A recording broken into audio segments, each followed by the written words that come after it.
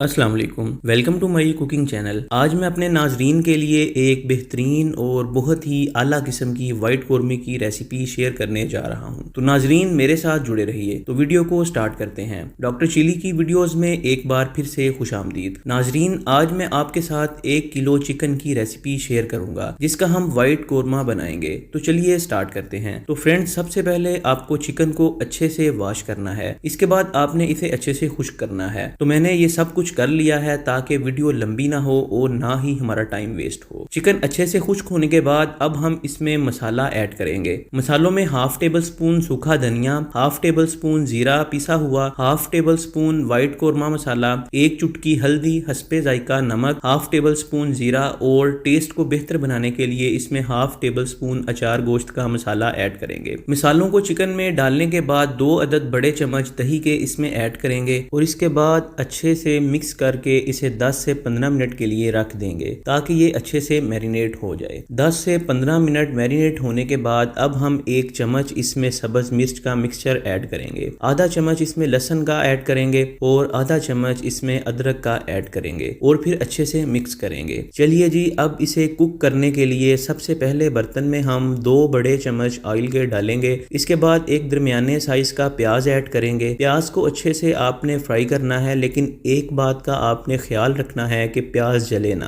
क्योंकि इससे टेस्ट खराब होगा। इसके बाद आपने टेस्ट को बेहतर बनाने के लिए 1 कड़ी पत्ता इसमें ऐड करना है, 1 छोटा सा पीस दालचीनी का और साथ 1 मोटी इलायची का दाना ऐड करेंगे। इतना सब कुछ ऐड करने के बाद मैरिनेटेड चिकन डाल देंगे और साथ इसी बाउल का थोड़ा सा पानी भी ऐड करेंगे और अच्छे से अब मिक्स करने के बाद इसे 3 से 5 मिनट के लिए आपने हल्की आंच पे छोड़ देना है। अब चेक करते हैं कि हमारे व्हाइट कौरमे की क्या कंडीशन है। माशाल्लाह जी बेहतरीन है। और अब हम इसका पानी खुश्क करने के लिए आंच को हल्का सा तेज करेंगे। साथ साथ आपने हिलाते रहना है ताकि खराब ना हो। साथ ही इसमें गरम मसाला ऐड करते हैं। इसके बाद 1 कप दूध का ऐड करेंगे